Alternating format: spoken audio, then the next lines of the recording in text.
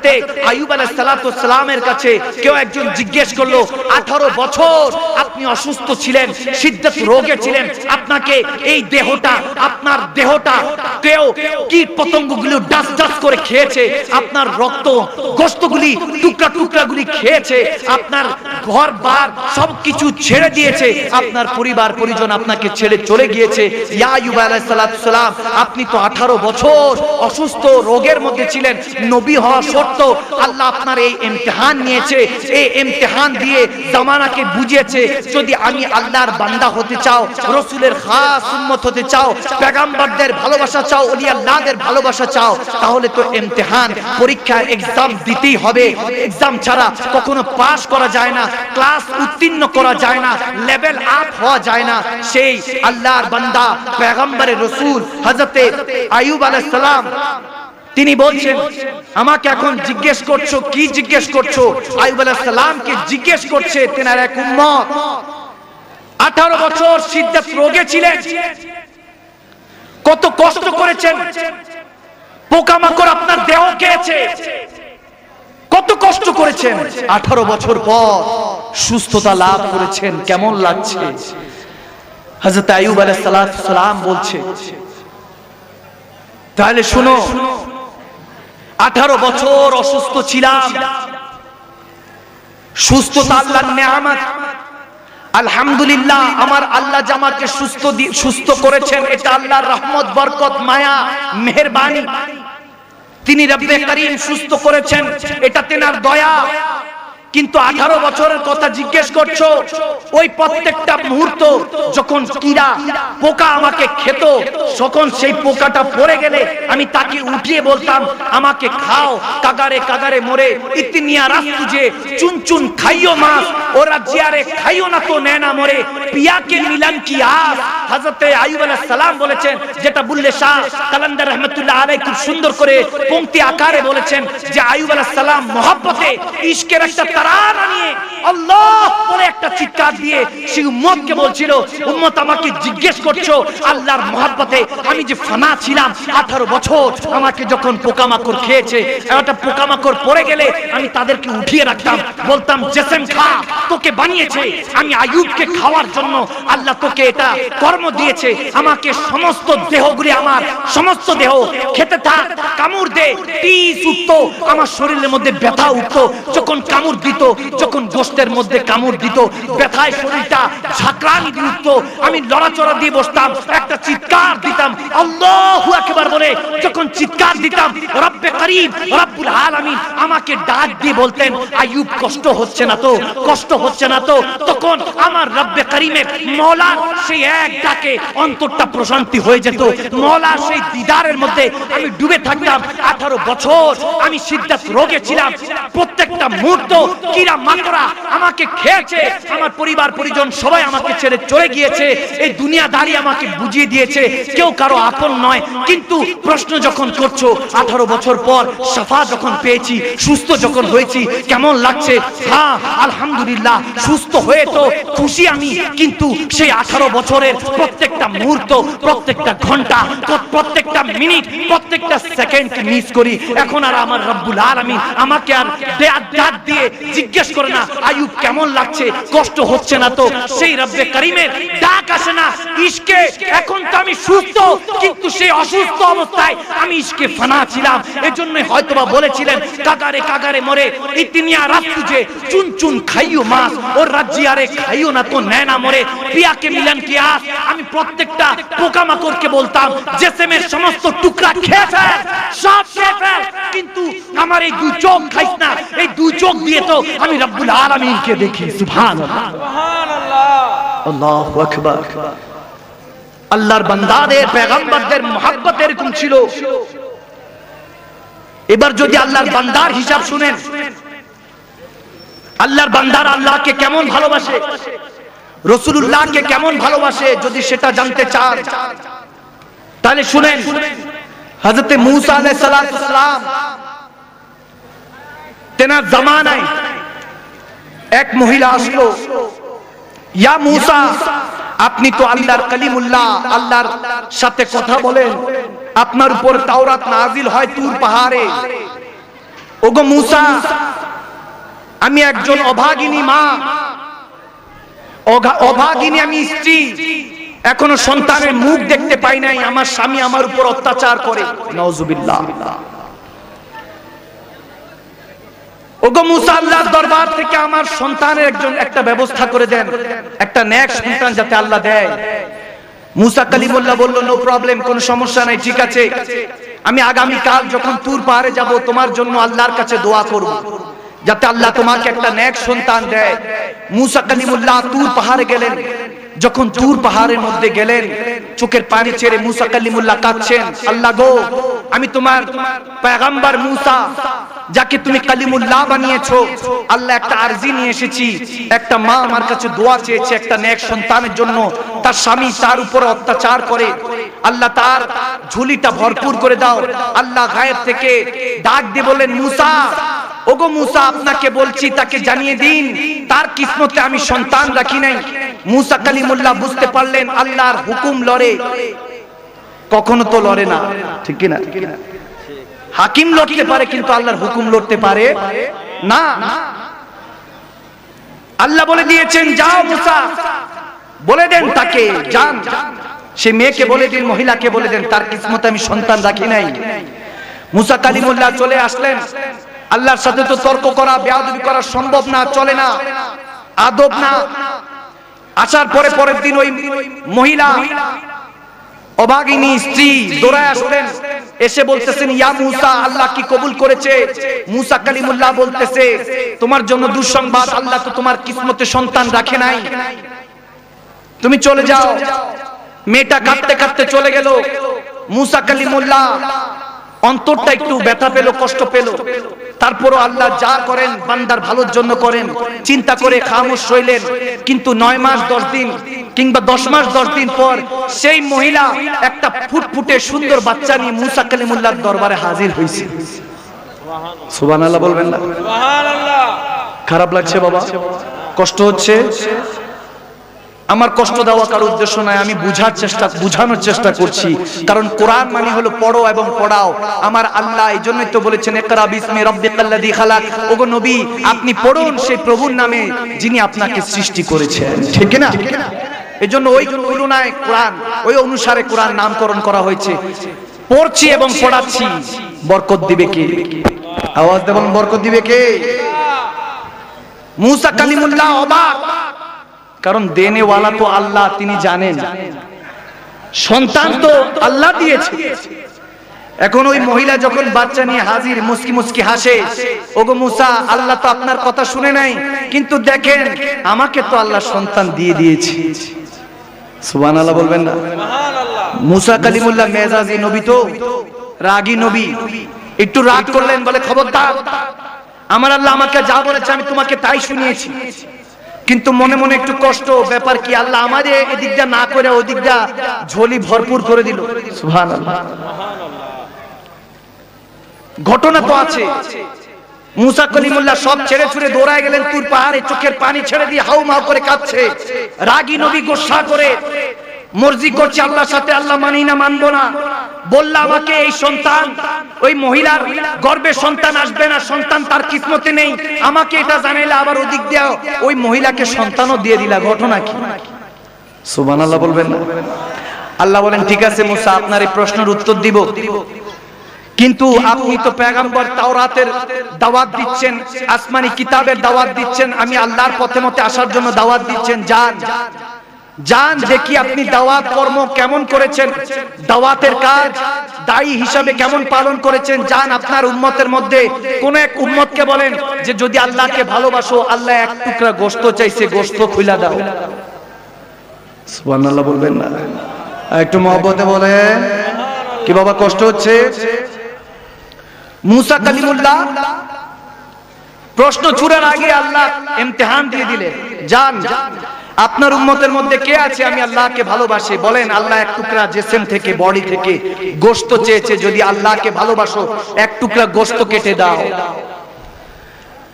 এখন যখন মুসা কালিমুল্লাহ বলেন, ঠিক আছে, আমার এখানের মধ্যে অনেক উম্মত আছে, পাগল, দিওয়ানা, মাস্তানা, সমস্যা নাই, কোন না কোন উম্মত তো অবশ্যই দিবে। দৌড়ায় আসলো উম্মতের দাঁড়ে দাঁড়ে পেগম্বরে নবী হযরত মূসা কালিমুল্লাহ ঘুরছেন যাচ্ছেন, আল্লাহর পক্ষ থেকে জানাচ্ছেন, ওগো উম্মত, তুমি যদি তাওরাতকে ভালোবাসো, আল্লাহর ইবাদত বান্দিকে ভালোবাসো, আল্লাহকে ভালোবাসো, আমি মূসাকে ভালোবাসো নবী হিসাবে, তাহলে আমার আল্লাহ এক টুকরা গোশত চেয়েছে, এক টুকরা গোশত খুলে দাও।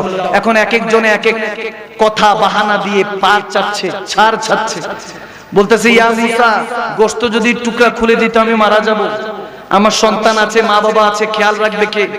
এক একজন এক এক বাহানা। কেউ বলে হুজুর, ইয়া পয়গম্বর, ইয়া রাসূল, ওগো নবী হযরত মূসা আমাদেরকে ক্ষমা করেন, আমার জমি জমা পড়ে আছে, হাল চাষ না দিলে, খাবার না তুললে আমার সন্তান না খেয়ে মারা যাবে, আমি একমাত্র ওয়ারিস। বিভিন্ন উম্মত বিভিন্ন বাহানা, এক এক উম্মতের এক এক বাহানা, ফাঁকিবাজ উম্মত। ওই জামানাও ছিল, এই জামানাও আছে।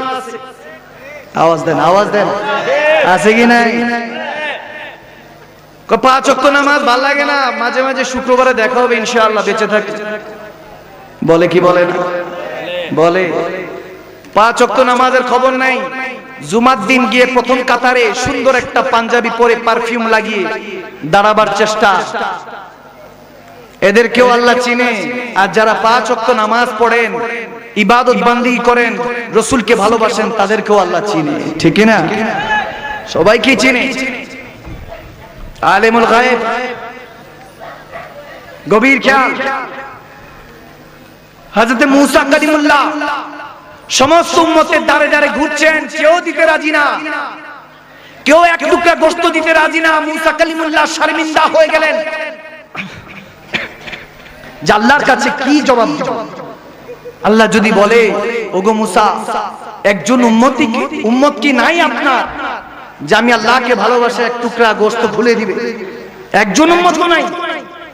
যদি কোশ্চেন ছুড়ে দেয়, আমি কি বলবো? শর্মিন্দা হয়ে যখন হেঁটে হেঁটে যাচ্ছিলেন, প্রতিমধ্যে দেখলেন এক পাগল মূসা কালিমুল্লাহকে সালাম দিলেন। এক মজজুব, এক আল্লাহর ওলি, আল্লাহর প্রেমে হয়তোবা দিওয়ানা হয়ে আছে, মজজুব হয়ে আছে, ম্যাড, পাগল হয়ে আছে। মূসা কালিমুল্লাহকে সালাম দিলেন, আসসালামু আলাইকুম ইয়া কালিমুল্লাহ। সুবহানাল্লাহ, সুবহানাল্লাহ। হে আল্লাহ কালিমুল্লাহ মূসা, আপনাকে সালাম। মূসা কালিমুল্লাহ চিন্তা করলেন, সবাই কাছে তো গেলাম, সবাই ফিরায় দিল, কেউ তো এক টুকরা গোশত দিল না, দেখি পাগলটার কাছে জিজ্ঞেস করে দেখি সে কিছু দেয় কিনা। যখন পাগলের কাছে গিয়ে, ওই দিওয়ানা, ওই যুবকের কাছে গিয়ে ছালা পরে বসে আছে, কোন দিন দুনিয়াতে খবর নেই, আল্লাহ আল্লাহ জিকির করছে, শুধু আল্লাহ আল্লাহ জিকির করছে, মহব্বতে ফিদা হয়ে আছে, কোন কিছুর সাথে লেনা দেনা নাই। মূসা কালিমুল্লাহ জিজ্ঞাসা করলো, আমার আল্লাহ পাঠিয়েছে, তুমি কি আমি নবীকে, আমি মূসাকে নবী হিসাবে মানো? বলে মানি। তাহলে আল্লাহ আমাকে পাঠিয়েছে, আল্লাহ বলেছেন আপনার উম্মতকে বলুন আমি আল্লাহকে ভালোবাসলে এক টুকরা গোশত খুলে দিতে জিসম থেকে। পাগলকে বলা হলো, পাগল বলতেছে আমার আল্লাহ বলেছেন, এই কথা বলেছেন, কোন সমস্যা নাই। পাশে থেকে একটা নাইফ ছুরি নিলেন, ছুরি নিয়ে হাতের গোশত এক টুকরা কেটে মূসা কালিমুল্লাহকে দিয়ে দিলেন।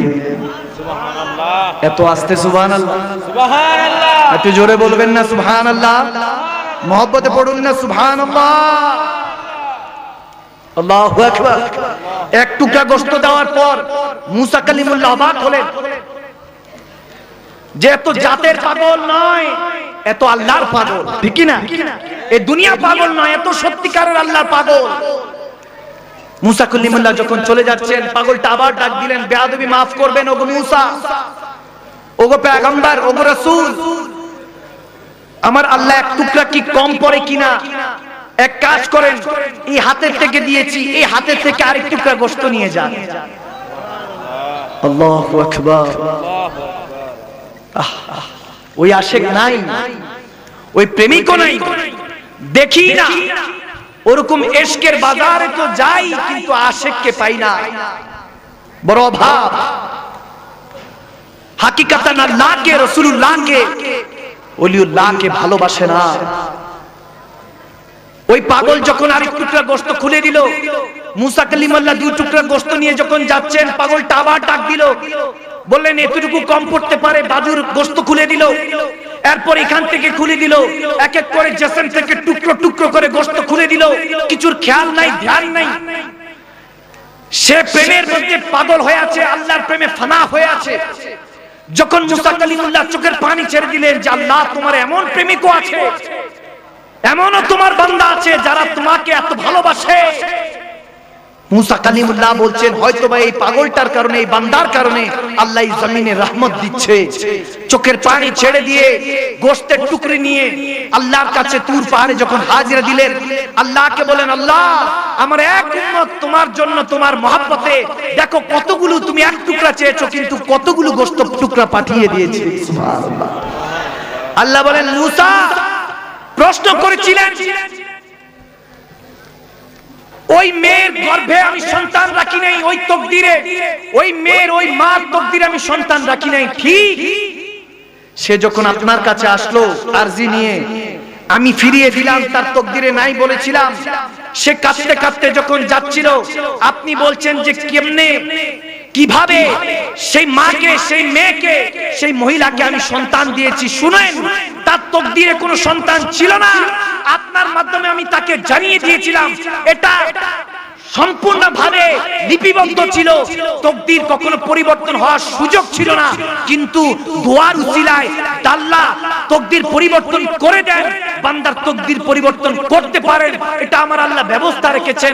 যখন আপনার দরবার থেকে সে খালি হাতে ফিরছিল, কাঁদতে কাঁদতে চিৎকার দিয়ে এই পাগলটার সামনে, যে পাগলটা আজকে গোশতের টুকরা দিয়ে দিয়েছে, এই দিওয়ানা বান্দার সামনে দিয়ে, এই যুবকটার সামনে দিয়ে যখন যাচ্ছিল, যুবকটা ডাক দিয়ে বলল মাগো কেন কাঁদছিস? বলতেছে যে আমি মুসা কালিমুল্লাহর কাছে গিয়েছিলাম সন্তানের জন্য, আমার স্বামী আমাকে অত্যাচার করে, সন্তান নাই বলে, কিন্তু আল্লাহ জানিয়ে দিয়েছেন আমার কিসমতে সন্তান নাই। কিন্তু এই দিওয়ানা যখন আমি আল্লাহর কাছে দোয়া চাইলো, আল্লাহ গো এই অভাগা নারীর কিসমতে একটা সন্তান দিয়ে দাও, এই মার সন্তান দিয়ে তার গোরটা ভরে দাও, তার এই দোয়া আমি ফিরাতে পারি নাই।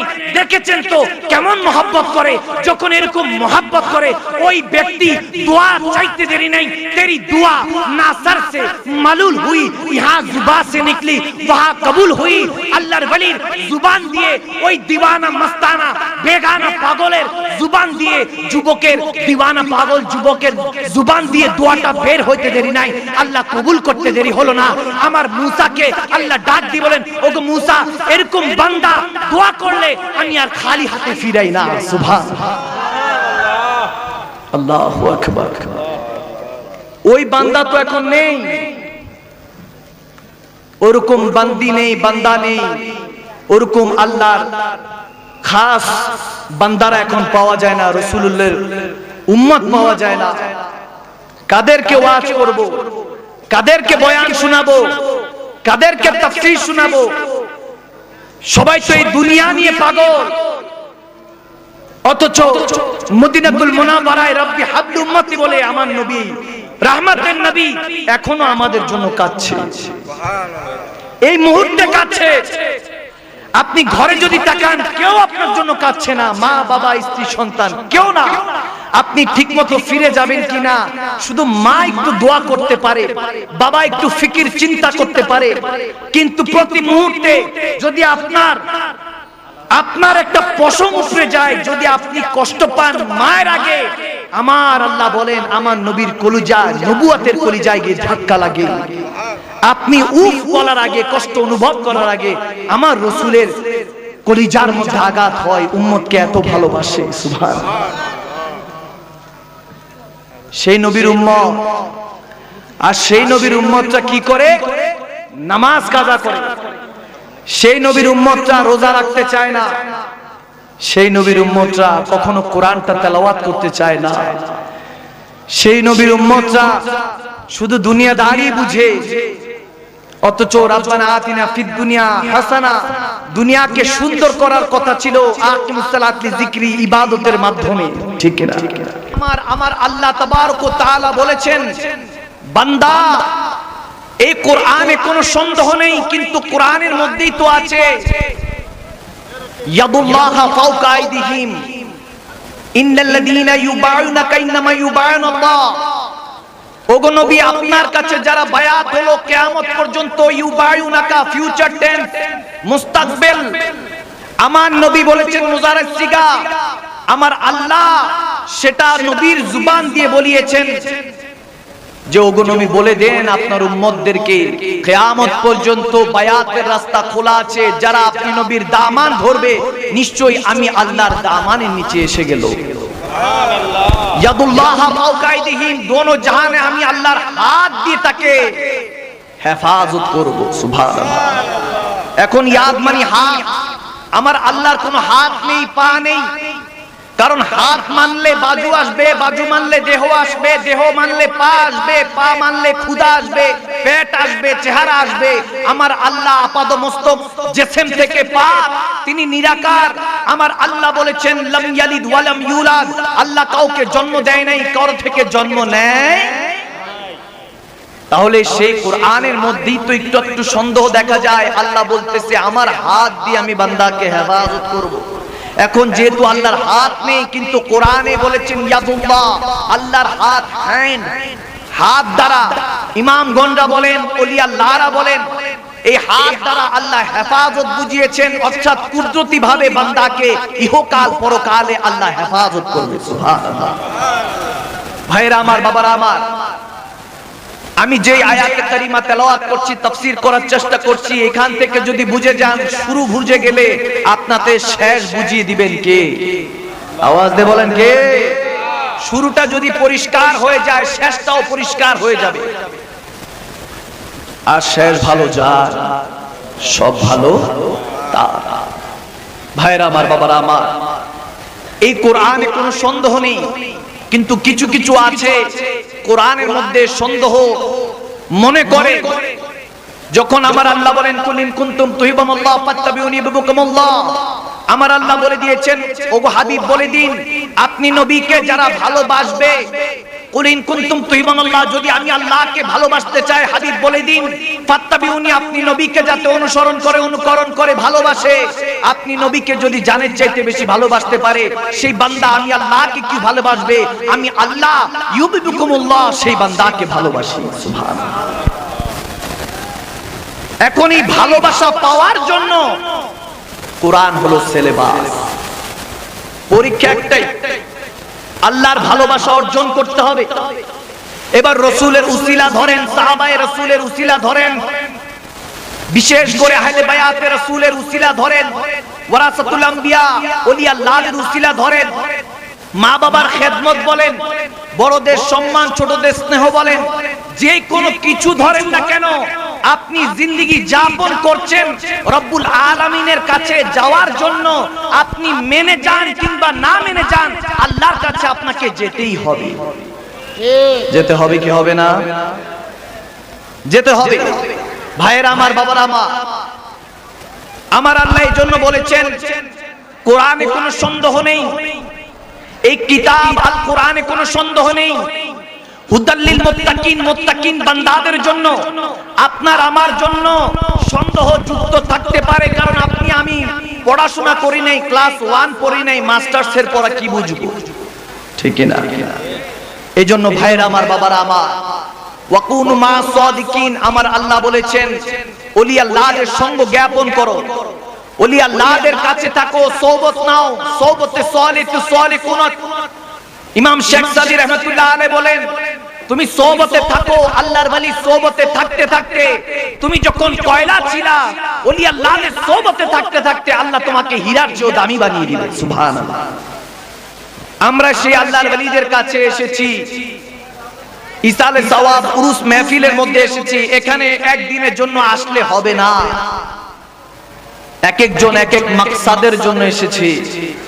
কেউ এসেছে বিদেশে যাওয়ার উসিলায়, কেউ এসেছে চাকরি বাকরি ব্যবসা বাণিজ্য উন্নতির উসিলায়, কেউ এসেছে মা বাবার সেহত অর্থাৎ শরীর যাতে সুস্থ থাকে সেই উসিলায়, কেউ এসেছে বিবি বাচ্চার ভালো মন্দ চাওয়ার